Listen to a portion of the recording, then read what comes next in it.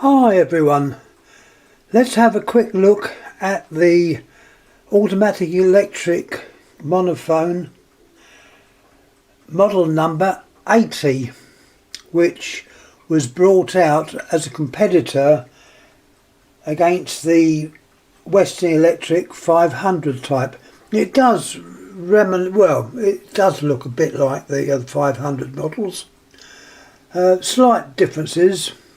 Anyway, let's take a closer look. It's, in my opinion, quite a well-made phone and very heavy. It's one that won't skate across the table as you dial. It is quite heavy. And we'll start with the handset. The receiver is what I'd call the normal type of receiver. This one actually in it has got NT, so it looks like that might be a Northern Telecom receiver. They're all sort of interchangeable. Now coming to the transmitter, this is different. Transmitter is definitely different. Well, they're both of the capsule type. They fit in. This has got a permanent magnet on the back. A company, automatic electric. This is type 81 according to what it says there. And obviously there'll be the two coils in there. I've got that round the right way. Do I say receiver? Yeah, it's a receiver. If I've said that's a transmitter, I'm talking wrong. This is the receiver. And the transmitter, which is a carbon granule device. I think I got it round the right way. Yeah, I'm getting old, get a bit confused at times. Right, let's have a look at the bell. There's the bell. Once again, I know I keep saying this, if something's well made, I will say that it's well made. This bell has the capacitor fixed to the bell, so it came as a bell and capacitor. There was some way of adjusting it, but I don't know how. On this model or this phone, it doesn't seem to have an adjuster. It's just your bell, and it's got a little tension spring under there as well, which you can alter it on the different settings. That's this part under here, if I can point it out, under there. You've got your number there if anyone interested in the number of that bell or the ringer. I haven't noticed any dates on this device, which is a pity. But it's quite an early one of that type. They were started in 1954 and they went out of production in 1975. So I reckon this is probably one of the first ones. It's got an enormous box there, the network box is very, very large. Got a set of terminals on both sides. Obviously in there you've got your anti-side tone coil. Yeah, network this is, and you've probably got a few components as well. Quite large, completely covered in. So the only coils you see are on the ringer. Nice set of strong springs for the cradle springs. Operate those. Really well made. Now next we come to the dial.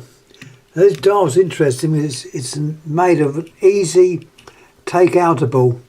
You just press and then it clips in. It doesn't even have screws to hold it in. It's held in by those two clips there. and there. If we look at the dial, I'm not going to take the cover off. It's what you would expect to find. It's an automatic electric dial showing the normal automatic electric innards, which means you've got a space between, turning him over, between the finger stop and the 0. There's a little space there, and that definitely indicates an automatic electric dial. This dial is a bit unusual. I would say this phone was made for not to be used on the network, the phone network out there, because there's no letters, no operator, just numbers. So it was probably made to be used in a large office or a factory as a private phone service, as they had over here, and this was why it hasn't got any numbers, any letters. Get right in a minute. Now let's have a look. There's the case, very reminiscent of the 500 type. You've got your name there, automatic electric. It says Coast Lake. It's in Illinois, USA. Case is in good nick. In fact, it's in very good nick. There's no damage to it at all. The handset, as I say, turn it upside down, is the more or less the normal type of handset that you would find on this automatic electric phone. And that is more or less it. I'll turn that over and have a quick look at the bottom. If I can do this. It's always fun and games turning them over. There's the underside. As you can see, it's very, very worn. The name and that is almost completely faint.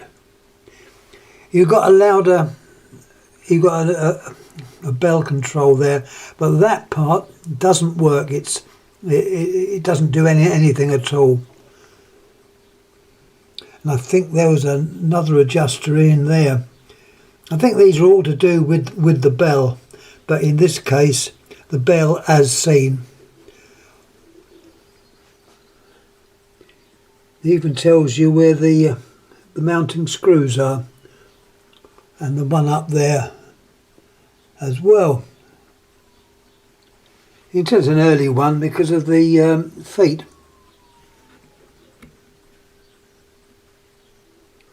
So, yeah, it's an early one.